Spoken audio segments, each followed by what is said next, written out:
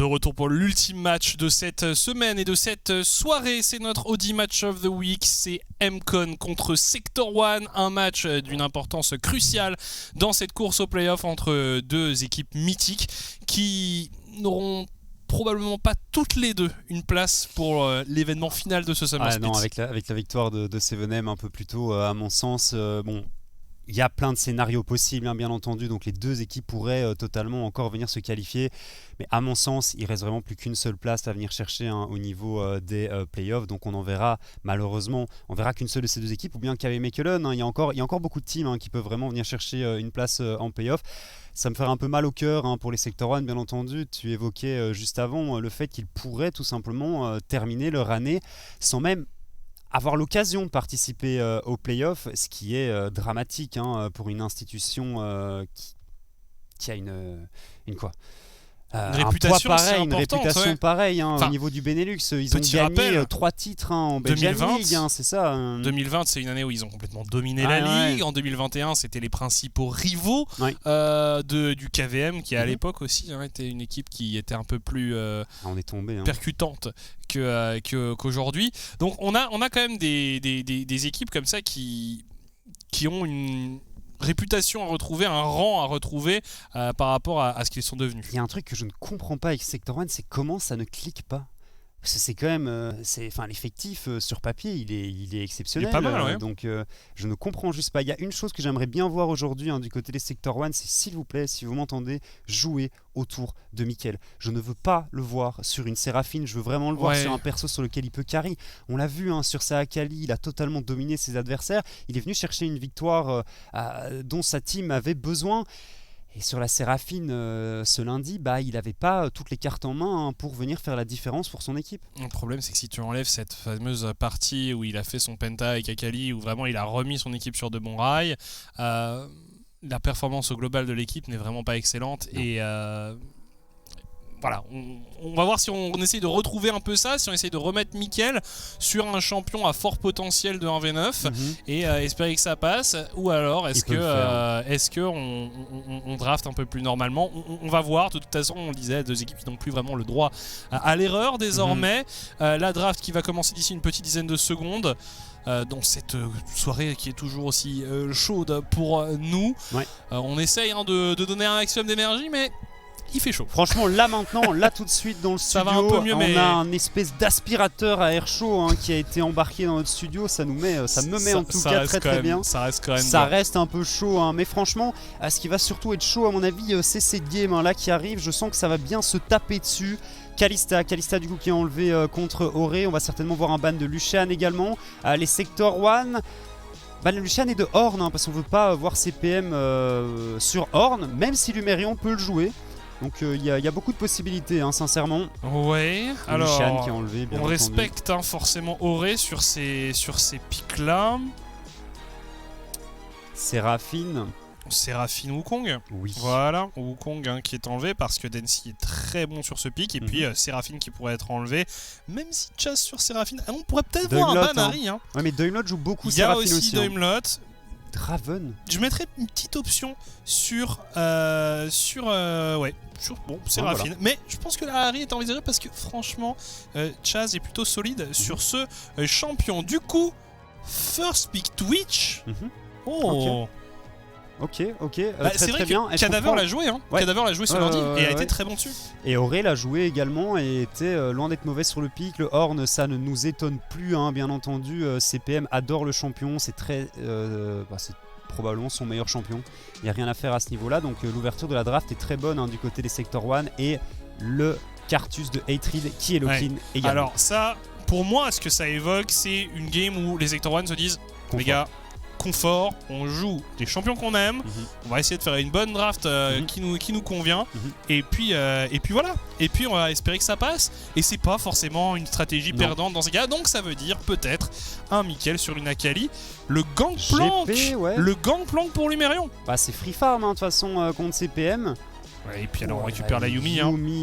Twitch Yuumi, vous connaissez une formule qui fonctionne. Les visages ne sont pas les plus rassuré du côté des Sector 1. Non, clairement. Bon, qu'est-ce qu'on prend ici du coup en réponse à cette bot lane Twitch Yumi, un truc un peu agressif. Le Yone de Mickaël. Non mais voilà, ça c'est... Oh, c'est lock, let's go. c'est lock, c'est lock, c'est lock. Let's go. On va avoir du spectacle, décidément, ce soir. Les équipes qui ont envie de se battre, de se confronter, de nous proposer du beau spectacle. À Harry qui est enlevé, c'était prévisible. Pas étonnant du tout. Et du côté des MCON, on va peut-être continuer à ban des ADC. On pourrait voir 5 bans à des carries là contre Auré. Oui, c'est une possibilité. Ou tu bannes des supports, tu pourrais ban Nautilus aussi. Nautilus qui pourrait bien rentrer dans la composition. Encore des un petit ADC, histoire de dire. Tu joues rien. Histoire de dire, bah maintenant, en fait, il n'y a plus d'ADC dans le jeu. Tu dois jouer Yorick ADC.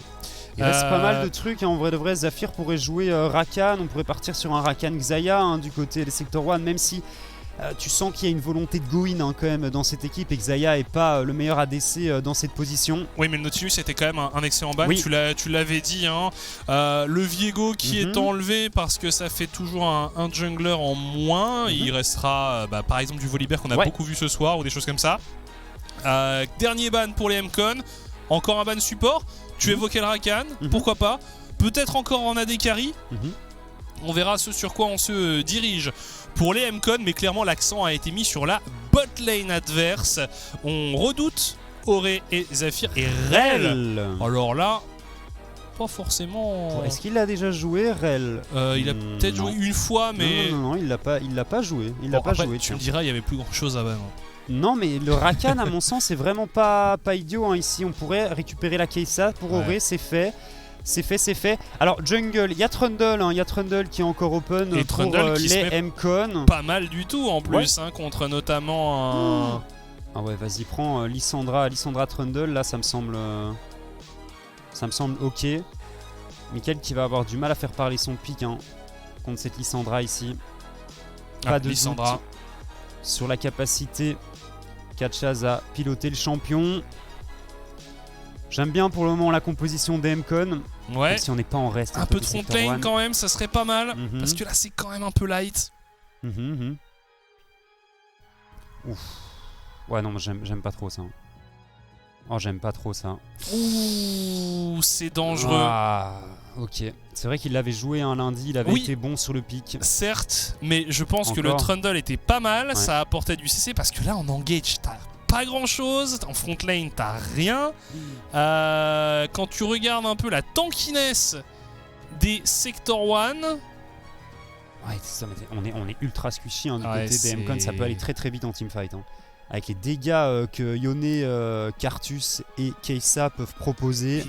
Tu te rends compte, si on avance un peu dans la partie, les ulti Carthus même pré-fight, il n'y a qu'une seule Yumi. Ouais, c'est ça, après il y a Yumi, tu vois. Ouais, mais il y en a qu'une, donc il va falloir un peu de temps pour qu'elle puisse remonter les HP de tous ses alliés, bien entendu. Donc bon, on va voir un peu ce que ça donne.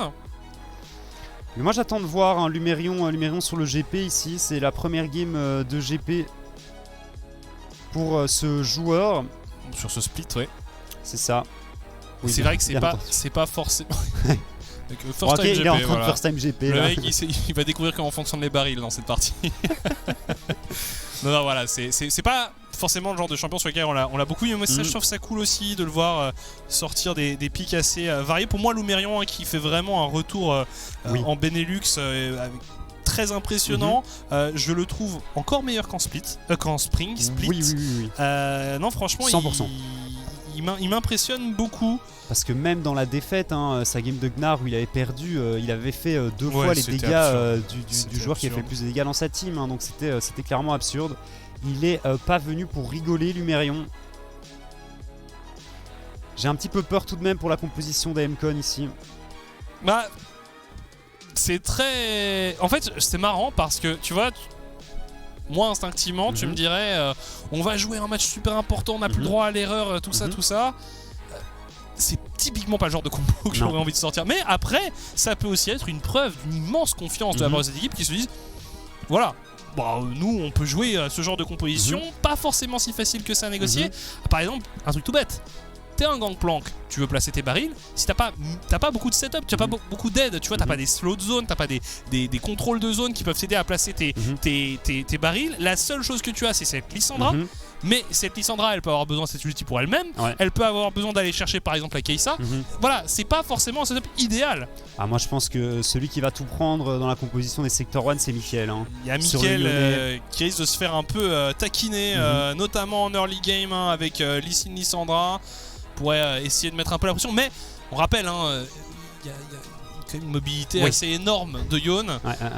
Par contre, en teamfight, sur un bon ulti de Horn, sur une bonne engage de Zafir, t'as l'ulti de Mickaël qui part derrière, le Requiem du Cartus qui vient mettre les dégâts, limite Auré qui peut dash in pour follow-up, ça peut exploser complètement la composition des MCON. Il va falloir clairement qu'ils ne jouent pas groupés. Ils jouent sur leur force, les Sector 1, leur force c'est le teamfight. On aura l'occasion de voir un peu comment cette game se déroule. Les MCON contre les Sector 1, c'est notre Audi Match of the Week. C'est un match d'une importance cruciale dans cette course au playoff. Bref, Sector 1 contre MCON, c'est parti.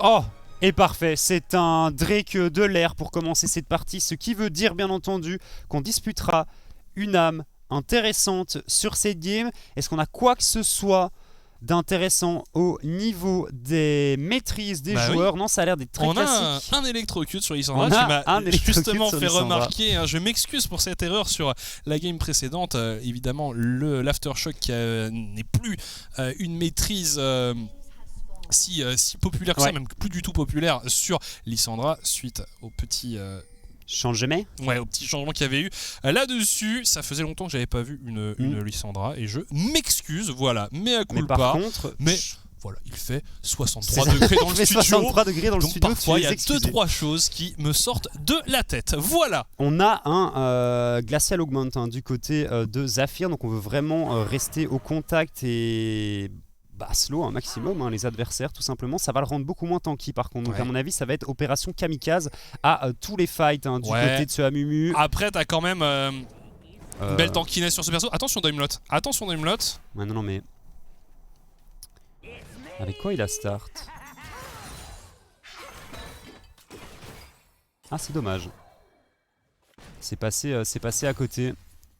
Je m'attendais à un petit cheese du côté de Zafir. Ça va être un Twitch AD côté Cadaver. Quoi qu'on a beaucoup d'AP, beaucoup de dégâts AP dans la team. Mais comme on a start avec une longsword, ça en dit long. Sur le build de ce Twitch.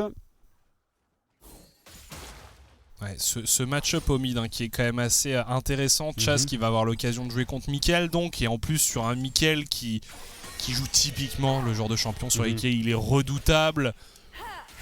C'est vraiment ce que je voulais voir du côté des Sector 1 aujourd'hui. Un pick dans ce genre-là. Un pick sur lequel il est redouté. On va voir un petit peu. Après, c'est un match-up mêlé contre Rain. C'est jamais très amusant, mais bon, c'est pas trop de soucis pour le Yone. C'est ça, et surtout que Lissandra est un perso qui fonctionne très bien contre ce genre d'assassin. Je vais appeler ça un assassin, même si c'en est pas vraiment un. C'est un assassin bruiser, quoi. C'est ça, ça fait un peu tout. C'est un champion saison 12. Ou 11. 11, ouais. 11 il me semble. J'en ai aucune idée. J'ai arrêté de compter, moi, à partir de la saison 5, j'ai arrêté de compter. Il y a un moment donné, il y a quand même eu un feeling général qui s'est créé sur les derniers champions. Oh, attention au duel. Ah, c'est récupéré par Densi. Ouais. Il y a Chaz en plus qui est dans le coin. On n'avait pas la prio du côté de Mickaël. C'est dommage. Eitrid qui avait fait un très très bon clear. Alors, Eitrid sur son Cartus, c'est...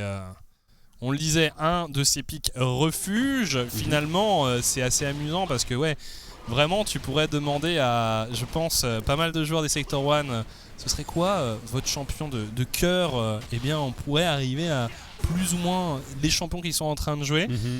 Et au final, le résultat de ça, c'est pas non plus une draft incohérente. C'est pas non plus du bricolage ou quelque chose comme ça. On a une équipe qui est là, une composition qui est là pour ce fight, pour engage, pour travailler comme un seul homme. Ça c'est marrant, Eitrid qui va repartir sur ses golems. il va très certainement pas tenter d'aller chercher le carapateur. Non, on voit qu'il essaie. Il va Pas refaire un Saping full par clear, contre, je pense. Saping pour Dancy qui veut s'assurer d'avoir le support potentiel de Lumérion ou Ouais, de Il Chaz. l'aura, je pense. Oui, surtout que en plus à ce stade de la partie, un petit Q-spell de Lumérion avec une poigne, ça peut quand même vite C'était calmer. contre quel joueur que CPM avait pris 3 ou 4 solo kills? Ah mais c'était contre Lucas. C'était contre Lucas, ouais, tout à fait, Lucas, dans ce même match-up. Exactement, donc en fait le match-up top lane S1 Mcon ça a été le même sur les deux matchs, sauf que c'est pas le même top laner qui évolue avec ce champion. Puisqu'on rappelle c'était encore Lucas qui évolue désormais donc en Prime League, top laner néerlandais, Mikkel qui prend quand même quelques dégâts. C'est normal. On a récupéré un abatteur pour Lumérion très très tôt dans la partie. On l'a dit, c'est un match-up qui normalement est ultra tranquille pour ce Gangplank. Forcément, on veut engranger des ressources. C'est loin d'être idiot, sincèrement. Oui, non, ça c'est sûr que... Il tuera jamais CPM tout seul. Il sait qu'il va farmer au moins 100 CS dans la partie, j'espère en tout cas. C'est bien senti du côté de Mikkel ici. Attention tout de même à Dancy qui pourrait faire la différence ici. Est-ce que l'onde sonore va connecter? L'onde sonore qui ne touche pas, c'est bien esquivé par Mikkel. Mais on est un petit peu en danger, ouais. On a accès à l'ultimate Ouais. tout simplement. Non, c'était un peu compliqué. Par contre, ça force quand même la téléportation de CPM et ça, c'est une bonne nouvelle pour Mcon. Zafir qui a un petit peu oublié ses lunettes là. Sur cette bandelette. Et Lumérion niveau 6, ça aussi c'est une belle pression pour les autres lanes ou même pour la récupération d'objectifs. On peut garder son TP et puis simplement intervenir sur le dragon sans vraiment être là. Et Eitrid qui lui aussi est à la recherche de son niveau 6. Est-ce qu'on peut vraiment tenter quelque chose là maintenant? Faire tomber quelqu'un? C'est quand même... pas sûr. Ouais, compliqué. Bon après tu me diras il y a juste plus de ressources à récupérer sur la map donc Eitrid il va bien voir un peu ce qui se passe ailleurs quoi. C'est ça. Par contre il y a un dragon qui va arriver et il y a déjà un peu de vision dans cette zone installée par les Mcon. Est-ce que tu as vraiment envie de risquer ta game sur un dragon des nuages? Moi je pense qu'on va pas avoir beaucoup d'action autour de ce premier objectif. Ah oui non ici. Je pense que clairement il n'y aura pas une contestation trop engagée. CPM qui est derrière OCS, mais c'est normal. Et par contre, Mikkel qui arrive totalement à tenir la distance. Chaz qui farme bien, qui met Mikkel en dessous de sa tour en permanence. Mais Mikkel qui est full stuff avec ses bots ici. Ça y est, c'est bon. Ça a été récupéré tôt tout de même. Dancy toujours sur ses objectifs qui conservent le blue buff pour Chaz. Bien entendu. Apparemment ce duo qui s'entend très très bien dans ce collectif. Et Eitrid qui du coup a pris le niveau 6 avant Dancy, mais je présume que Dancy va récupérer l'accès à son ultimate ici sur les loups et c'est fait. On va pouvoir tenter les petits insects du côté de Solicine. Nickel. Qui continue à farmer et je sens que ça va être une game assez calme en early game. Apparition du héros de la faille, 8 minutes de jeu, Dancy qui est au rendez-vous, bien entendu. Il était là dès l'apparition de cet objectif. Et on l'abandonne. Côté Sector 1. Dancy qui doit être assez content. Mais je suis plutôt d'accord. Avec cette décision qui est prise par les Sector 1 ici. Ça ne sert à rien de prendre des risques. Alors, attends, on veut voir un dragon un peu sympa histoire de justement forcer des teamfights. Oh, un petit Drake Extech là. Une petite âme Extech avec des petits portails. Ouais. Qui peut évidemment apporter des solutions intéressantes pour des marrant, flanks. Forcément, un Chaz qui n'a pas 1000 réponses contre ce genre de situation. C'est quand même un très bon spell, le Odioné. Alors, on parlait du premier Drake qui n'allait pas forcément être très contesté. Après, si personne ne le prend, peut-être qu'une équipe va finalement venir le cueillir et s'en emparer. Et ce sont les Sector 1 qui prennent cette décision. Voilà. Ça va être très vite. C'est un dragon infernal. Pour la suite. Ouais.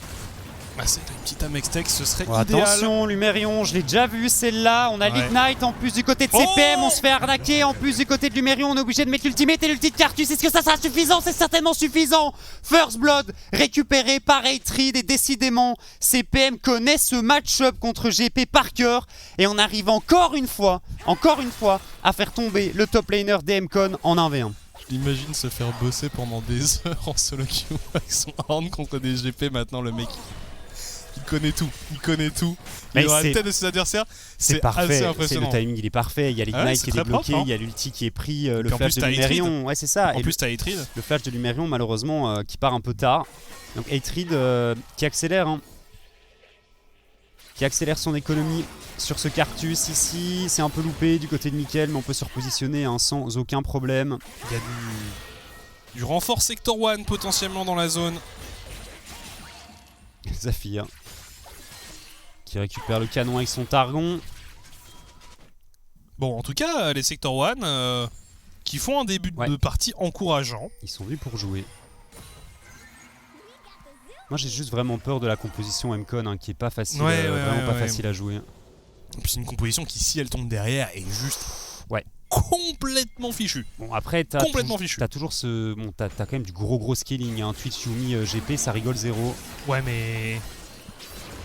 Le mid-game, si t'es passé derrière contre une composition comme ça qui peut teamfight ultra violemment et avec un Cartus un peu bien dans sa partie, faut scaler longtemps quoi.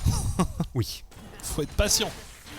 Oh, ça ulti instantanément. Oula, on essaie de flash in du côté de Zafir. Zafir et Auré qui se font encore une fois annihilés en 2v2 par leurs adversaires. Pourquoi Zafir? Pourquoi as-tu décidé de go in? Zafir qui a un peu de mal ces derniers temps. J'en avais parlé en plus de cette botlane et sincèrement le reste de la map s'en sort très bien. Il n'y a aucun intérêt à tenter le 2v2 ici après l'open de ce Twitch. On va récupérer une tourelle en plus. Et Cadaver qui est lancé dans sa partie ici. Ah bah là Cadaver il vient de passer une vitesse parce que...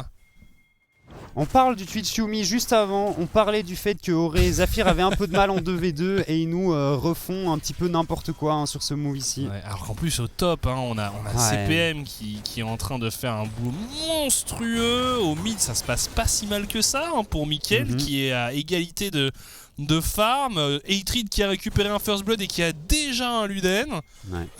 Évidemment là pour le coup le Luden il y a aucun débat. C'est ça. Puisqu'il n'y a pas de point de vie en face, donc pas de liandry ou quoi que ce soit. Non, clairement. C'est très bien, ça peut faire très mal.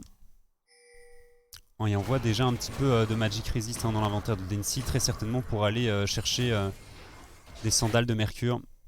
Au vu des CC qu'il y a dans la composition des Sector 1. Et on a déjà la BORK complétée sur Cadaver. Il va faire peur ce Twitch. Ouais. Ce Twitch qui a vraiment été... Ce Twitch. Il était first pick. Nourri au caviar dans cette partie. Il a pas de flash, il a pas de flash. Je pense qu'il est condamné Cadaver ici. Ça va être très compliqué de s'en sortir et c'est le kill à Mickaël Zafir. Non mais gros. C'est dommage.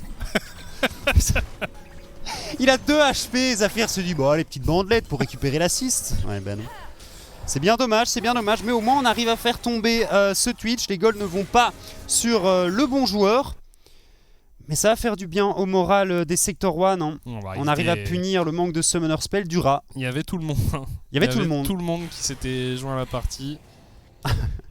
Je suis déçu. Je suis très déçu.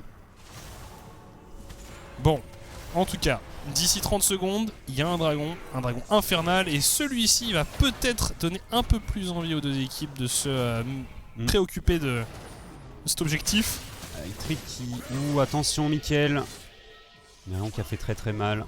Déjà la fausse spectrale dans l'inventaire du GP. Bon, on doit back là pour Cartus, il va falloir revenir rapidement. En vrai, il faut le laisser, il n'y a pas l'ulti sur Mickaël, il n'y a pas l'ulti sur je pense que c'est difficile en effet à... Il le laisse clairement. c'est pas dramatique, hein, sincèrement. Non, c'est pas dramatique, mais bon. Je vois ce que tu Toujours dis. intéressant, un petit dragon infernal dans cette partie. J'imagine par exemple Cartus avec ça lui aurait fait très plaisir. Ouais, ça aurait fait plaisir. Alors, quelle âme? Une âme de la montagne. Alors ça, pour le coup, pour les MCon, c'est précieux. Ouais, c'est pas trop mal. Hein. C'est très précieux pour les deux équipes, bien entendu. Mais là, pour les MCon, ça pourrait être Zafir. le petit truc qui leur manque. Zafir, pas de flash, machine instantanément, tombe de glace, c'est terminé. A plus Le- Zafir, Cadaver qui récupère le kill. Support grec des Sector 1 qui ne fait pas sa meilleure semaine sur son Amumu. Deuxième game d'Amumu cette semaine et deuxième game un peu compliqué pour eux, alors que du côté des MCon, eh bien, on avance, on accélère. On veut s'emparer du héros de la faille, pendant qu'au même moment, d'autres joueurs MCon sont sur la mid lane pour s'emparer de cette T1.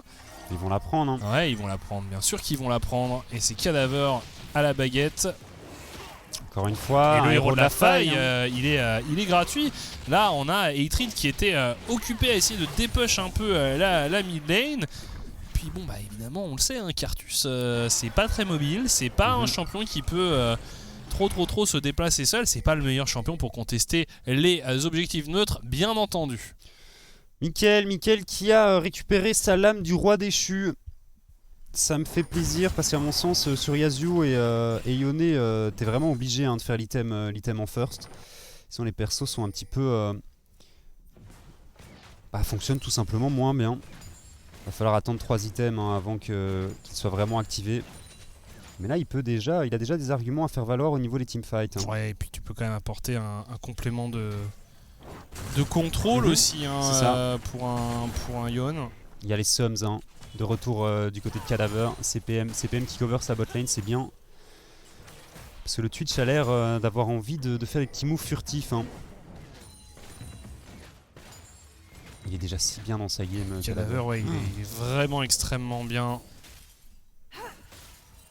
Et bon, au niveau de la macro, on est un petit peu dépassé. Hein, côté Sector 1. Ce qui me plaît côté MCon, c'est le rythme qu'ils sont en train de mettre dans cette partie où ils ne laissent pas les Sector 1 respirer, ils les font courir sur toute la carte. Tu parlais de macro, en effet, on voit des Sector 1 qui tentent comme ça d'intercepter un peu les... Ok, ça pourrait être très bien ici. Densi. Oh, on a réussi à cancel. C'est pas mal. Oh, bon, il y a l'ultimate aussi. Il est fichu, Densi. Mais... regarde tout le temps qu'on a dû accorder. Attends, ils veulent se battre les Sector 1. Il y a du renfort qui arrive par la river. On n'a pas la griffe du côté de Chaz. Ouais, non, on va finalement rester là. Et pendant ça, c'est Mickaël qui se régale sur le bot side. C'est bien ce qu'il fait, Mickaël. On arrive tout de même à punir le fait que... on ne laisse pas les MCon tout simplement prendre toutes les structures gratuitement. On récupère un kill sur Densi. Densi qui avait assez bien joué le coup. Son kick était pas mal. Pour empêcher CPM de réactiver et de renvoyer le bouquetin sur la tête de ses adversaires. Alors, 16 minutes 50 noirs, le prochain Drake. Regarde la différence de gold en jungle. Ouais. 1500. C'est un Cartus. Oui. C'est un Cartus premier coup Cartus, qui a 46 d'avance. Un Cartus premier coup, forcément. C'est relativement efficace. Et Auric qui n'est pas si derrière que ça. Il se charge de l'anti-heal d'ailleurs, le Cartus. Alors, tu peux l'appliquer quand même assez facilement avec ton ulti. Donc ça me semble être un choix excellent plutôt porteur judicieux. d'anti-heal, on est d'accord. Mais voilà, ça c'est le genre de truc, ça veut dire aussi tu te sers de ton ulti comme ça en préparation du fight, juste avant d'engage. Moi ça me plaît en vrai. Ce genre de Cartus, c'est un gros ulti pour engage le fight, mettre les adversaires à quoi je trouve ça plus 70% HP. En compétitif, c'est plus une utilisation comme ça que l'on voit plutôt qu'une utilisation de solo queue où le mec essaie juste de faire un penta à la fin quand tout le travail a déjà été fait finalement. C'est ça. Alors là on est vraiment sur... ça va appliquer un burst, puis un petit debuff aussi. Donc très bien. Regarde le nombre de pinks qui sont mises, même sur la mid lane, juste pour empêcher Cadaver de venir en invisibilité. Bah forcément, Twitch, tenter des trucs. C'est une petite taxe qu'il faut payer quand on joue contre Twitch.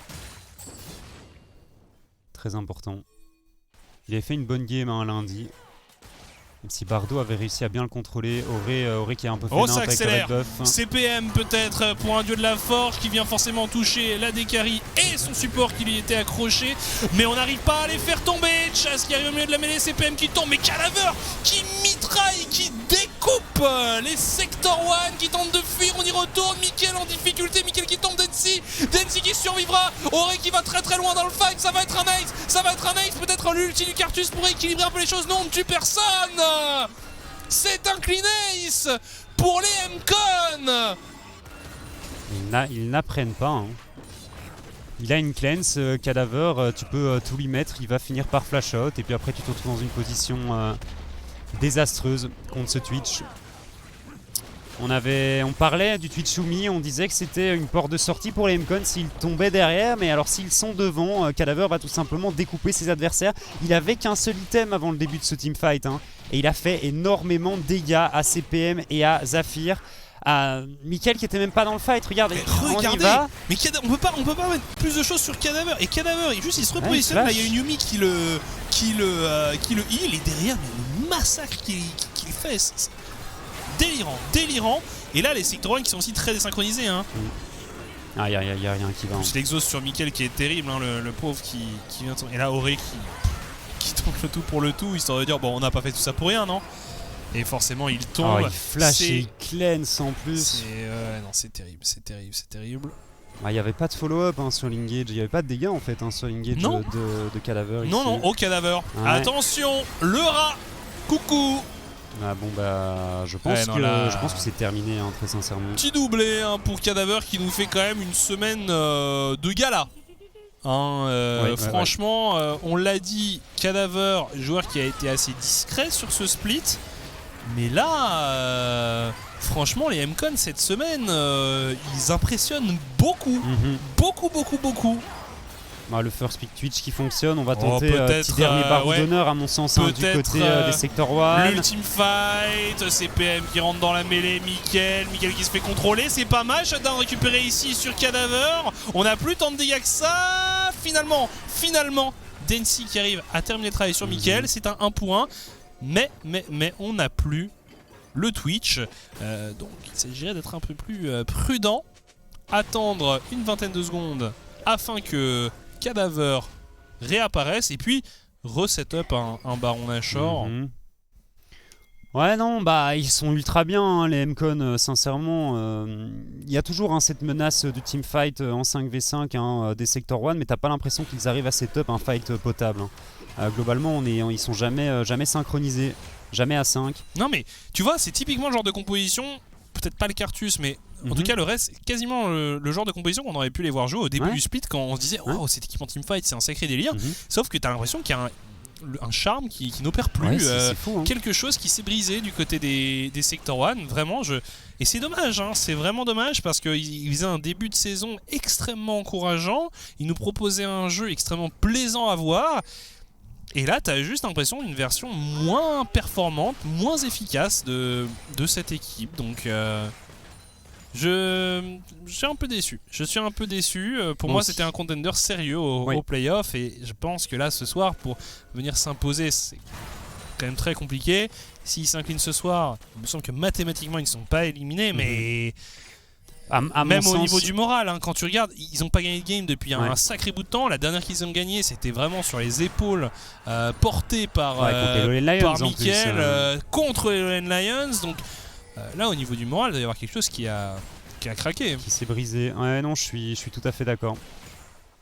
Je suis tout à fait d'accord avec ce que tu me dis là. Et c'est la dynamique inverse chez les M-Con. Les M-Con qui, eux, semblent beaucoup plus synchronisés, beaucoup plus efficaces.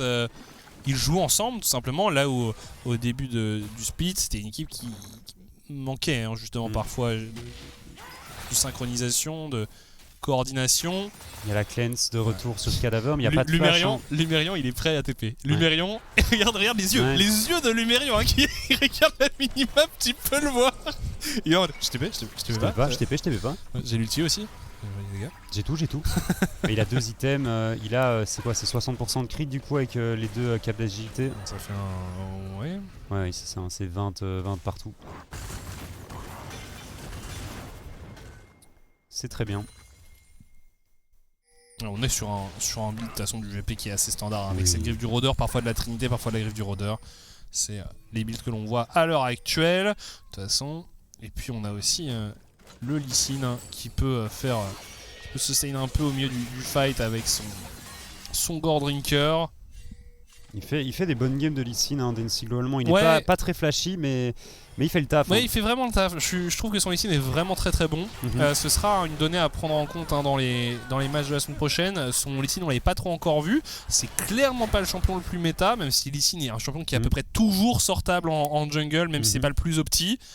Mais après, c'est ce genre de champion où si un mec est bon dessus, bah il arrive à faire des bonnes choses avec donc Chaz par contre ici qui est un peu avancé. Attention au mid laner des MCon qui s'est fait complètement surprendre, mais on répond bien parce que c'est Cadaver qui apporte la réponse désormais et qui sonne la révolte pour les MCon, qui sonne la charge doublée et récupérée ici par cet AD Carry. C'est un véritable massacre. Luméron qui s'est bien dit. Oh, peut-être un penta. Ah non, ça a été volé, ça a été volé.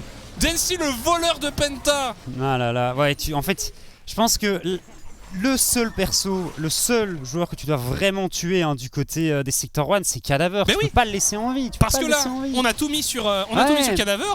Oui, c'est bien. Chaz, sur Chaz, Chaz, excuse-moi, sur cette Lissandra, sur Chaz, on a tout mis sur lui.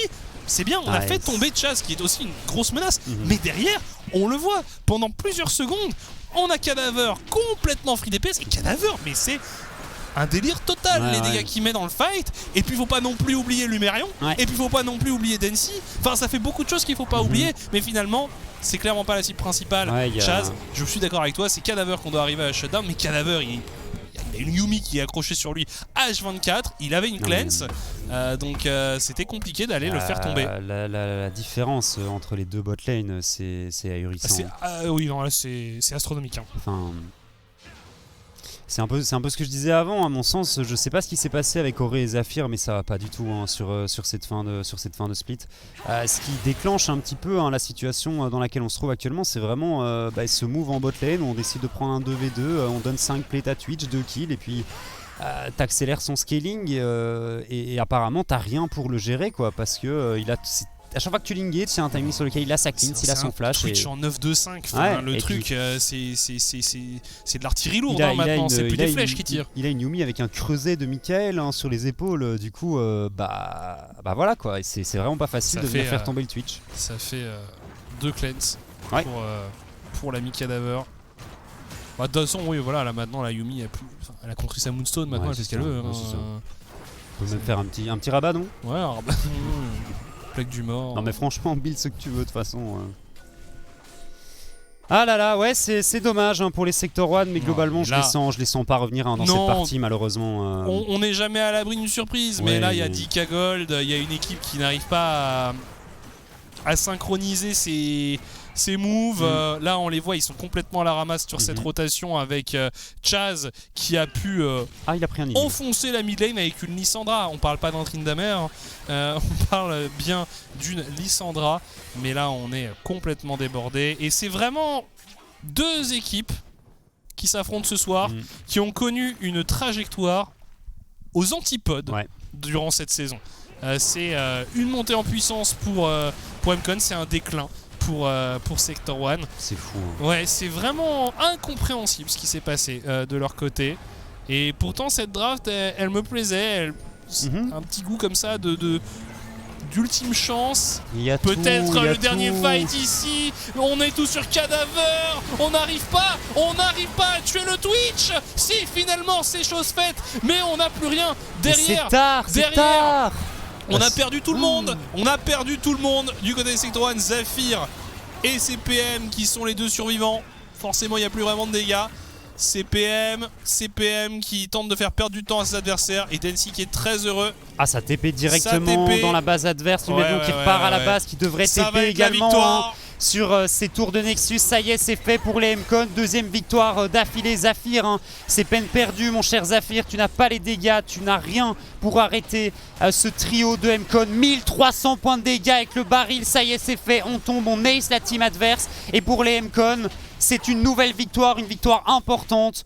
Les Sector 1 qui sont dans une position délicate sur cette fin de split. Extrêmement défavorable en tout cas, et les MCON qui eux continuent à tout donner, tout donner. Ils ont la motivation, ils ont les joueurs, désormais ils ont aussi l'équipe qui fonctionne à merveille. Cadaver avec une sérénité remarquable qui a atomisé, qui a ouvert les Sector 1 quasiment à lui tout seul. Le reste de l'équipe a aussi extrêmement bien joué, franchement Densi pour moi qui step up de manière colossale. Quand on compare le Densi du début de split et le Densi de fin de split, c'est pas le même joueur. Chaz aussi, t'as l'impression qu'il a trouvé sa place. Daimlot, moi j'adore ce joueur. Toujours aussi bon. Bon là il était sur Yumi, est-ce qu'on peut vraiment dire qu'il a été bon? Non, mais je veux dire sur les autres games, franchement il a été excellent. Mais non, mais c'est Yumi. Littéralement t'as rien à faire. Donc, je veux dire c'est pas ce genre de game qu'on peut voir le talent du joueur, mais on se souvient de game de 7 notamment qu'il a joué où il a été très bon. Moi c'est son Rakan aussi. Son Rakan qui est excellent. Donc voilà, une équipe MCON qui est désormais bel et bien en route. Est-ce qu'ils n'ont pas pris le train trop tard, comme on l'avait dit un peu plus tôt? Ça, on aura l'occasion de le découvrir en semaine 7, parce que c'est cette semaine qui va être extrêmement importante pour les MCON. Pour les Sector 1, ils ont encore des choses à jouer, mais là, il faut un alignement des planètes pour eux, il faut aussi des victoires, et j'ai l'impression qu'on a perdu la foi. Je pense qu'on a clairement perdu la foi du côté de l'effectif des Sector 1. Malheureusement, c'est une équipe que j'aurais aimé voir en playoff si elle avait réussi à continuer à jouer. C'est ça, si elle avait réussi à continuer à jouer au niveau qu'elle nous avait proposé en début de split. Là maintenant c'est un désastre à mon sens. Il n'y a plus rien qui fonctionne. Leur league game n'est pas mauvais, globalement CPM fait un bon move, on arrive à récupérer un kill sur Lumerion, c'est Hatred en plus qui le récupère sur son Cartus. On accélère à fond le Cartus qui fait une super bonne game, Mickaël au mid qui s'en sort parfaitement bien aussi, et puis c'est la débandade au niveau de la bot lane, et les MCON qui arrivent à snowball sur cette erreur qui a été proposée par Zafir et par Auré. Malheureusement ça ne passe pas pour les Sector 1. Moi c'est une équipe que j'apprécie beaucoup, je sais que c'est pareil pour toi, mais c'est vrai que au vu du gameplay qu'ils proposent actuellement, c'est normal qu'ils perdent, alors qu'on a une petite interview qui commence maintenant. No and love you of course. Congratulations on your 2-0 week. How are you feeling right now, man? Thank you. Well, it feels awesome to win these games because they were really important games for the run of playoffs. And also the hardest now that we have like 2 games coming in, still to go.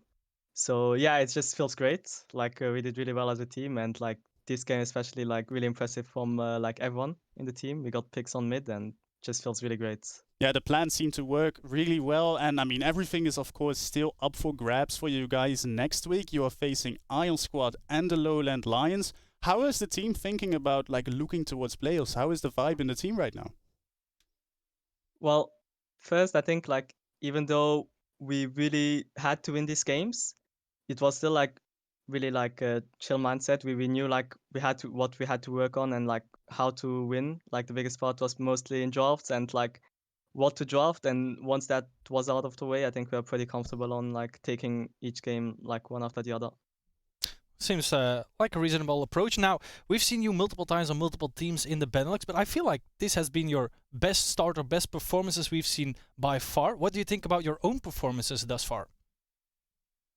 I think I've been lacking in early lanes, where I've been solo killed already twice, which was really bad, obviously, but I think I'm in better shape than for the first split, for example, where I was just a rookie and I understand the game better and how to be more useful for the team. So I hope it shows, and I hope I can show even more going into playoffs. Yeah, and talking about being useful to the team, if we look at you inside of MCON, what is your role in this team? And especially when you just came in, did you say all right guys, I want to do this? Did you morely get a role assigned to you basically? Well, I think I provide utility with champion pool already. I think I can do tank carry and be quite fine. And then looking at other things, I think I try to help in draft and what we can do to actually improve also in scrims. I think that's why I try to be the most useful, and how to improve and what everyone can do better. Sounds very interesting, Lumerion. Thank you so much for your insights. Congratulations on the 2-0 week, and best of luck to you, of course, with that race to playoffs. I really hope to see you there, but for now, have a great night. Thank you. Thank you for having me. Et voilà, du coup, petite interview de Lumérion en anglais, qui nous dit que bien entendu, ils sont très contents d'avoir fait une semaine en 2-0, même si... Au niveau de l'effectif d'Emcon, il savait qu'il devait à peu près tout gagner si vous voulez se qualifier en playoff. On restait avec un mindset tout à fait chill. Il expliquait aussi que globalement, il apportait énormément de versatilité et d'utilité à son équipe et qu'il tentait un maximum d'improve et d'aider ses coéquipiers à à s'améliorer en scrims et sur la faille de l'invocateur tout simplement. Ouais, un joueur heureux, un joueur qui est aussi content de son niveau et un joueur qui est conscient de ce qu'il y a en jeu. Ouais. Donc non, c'est décidément aussi, on l'avait dit nous-mêmes qu'on trouvait que c'était un joueur changé. Oui. Il l'avait confirmé en interview en français, il le confirme aujourd'hui dans son petite interview. Bref, voilà, on a hâte de voir ce que les MCon vont nous apporter. On va jeter un coup d'œil au classement. Du coup, après cette 6e semaine, il ne reste plus que 2 matchs et il y a encore énormément de possibilités, comme vous le voyez, car les Sector 1, les MCon, les KVM sont encore en lice dans ce tournoi. Oui. On peut encore avoir des scénarios complètement rocambolesques. Imaginons par exemple le KVM et les MCon qui perdent tout, les Sector 1 qui gagnent 2 games, eh bien ils pourraient venir subtiliser la récompense aux autres concurrents. On le voit par contre, The Agency qui eux, on l'avait dit, étaient déjà sécurisés en playoff, avaient déjà sécurisé leur place en playoff. Eh bien ils sont en 10-2. Genk et 7am qui sont en passe également de sécuriser un spot. On aura l'occasion de toute façon d'aborder une dernière fois les scénarios la semaine prochaine, voir un peu ce qui se passe entre ce milieu de tableau extrêmement resserré pour les Lowland Lions et pour les Iron Squad. C'est terminé désormais. Merci à eux d'être venus, mais ils ne seront plus en course. Mais ça veut tout de même dire que sur 8 équipes, eh bien, en dernière semaine, on en aura 6 qui pourront encore jouer quelque chose. On parlait des matchs de la semaine prochaine. Voilà le programme qui nous attend. Entre les MCon et les Iron Squad, il y aura un affrontement en premier match de la semaine, un match ultra abordable pour MCon évidemment. Match 2, KVM contre Sector 1. Ça c'est un match à ne pas manquer évidemment. 7am contre Genk, un duel pour la 2e place. Extrêmement intéressant puisque les deux équipes sont à égalité, sont au coude à coude à l'heure actuelle. Donc c'est un duel intéressant. Et puis les Agency qui devraient normalement se défaire facilement des Lowland Lions, mais peut-être que les Lowland Lions tenteront le tout pour le tout. Et puis le mercredi, Sector 1 qui aura une chance d'aller sécuriser une victoire contre Iron Squad. Lowland Lions contre MCon qui est décidément un planning normalement largement à leur portée. KVM contre 7am, ça pourrait aussi être un match important. On avait parlé dans un petit segment un peu plus tôt dans la soirée. Ce sont 2 équipes qui veulent se qualifier. Eh bien, ça pourrait passer par là. Et puis Genk contre Agency pour clôturer la semaine et clôturer le championnat tout simplement. C'est quand même une affiche plutôt sympa, même si potentiellement il n'y aura pas d'enjeu. Ça dépendra un peu des résultats, mais ça pourrait être un match pour la première place de la saison régulière. Donc voilà. Au global, on a un scénario rêvé pour cette dernière semaine. Il va être temps pour nous de vous dire au revoir. On vous remercie d'avoir été avec nous tout au long de cette soirée. Nous, on a été là et c'était difficile avec la chaleur. On espère, il n'y a pas eu de pause technique, ça c'était un gros plus parce que voilà, on espère que la semaine prochaine il fera un peu moins chaud. On espère qu'aussi on pourra nous installer la clim un peu plus tôt. Bref, merci d'avoir été avec nous tout au long de cette soirée. On s'est régalé. On a hâte de vous retrouver la semaine prochaine pour le dénouement de ce championnat. On va vous laisser avec un peu de musique. Merci encore d'avoir été avec nous. D'ici à la semaine prochaine, portez-vous bien. Salut. Salut.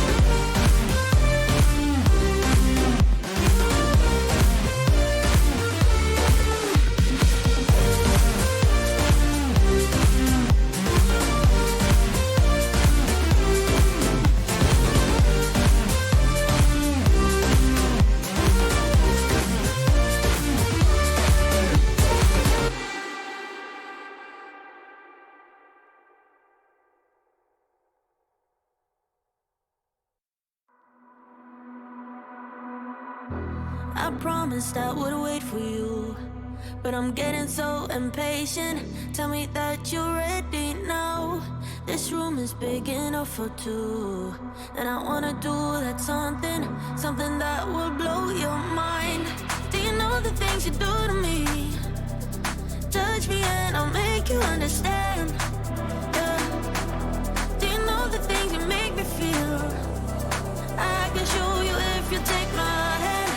I just wanna dance, dance, dance with you. Let me take you under where nobody can see. I just wanna dance, dance, dance with you. Hotter than the summer, so put your hands on me. Put your hands on me, on me, on me. Put your hands on me, on me, on me. Put your hands on me, on me, on me. Put your hands on me, on me, on me.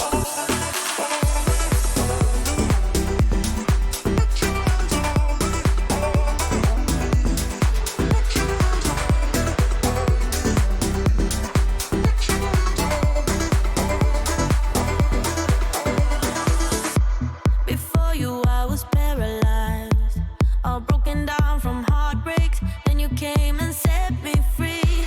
You've taken me to paradise, where nothing is a mistake, where we move so flawlessly. Do you know the things you do to me? Touch me and I'll make you understand. Yeah. Do you know the things you make me feel? I can show you if you take my hand. I just wanna dance, dance, dance with you. Let me take you under where nobody can see. I just wanna dance, dance, dance with you. Hotter than the summer, so put your hands on me. Put your hands on me, on me, on me. Put your hands on me, on me, on me. Put your hands on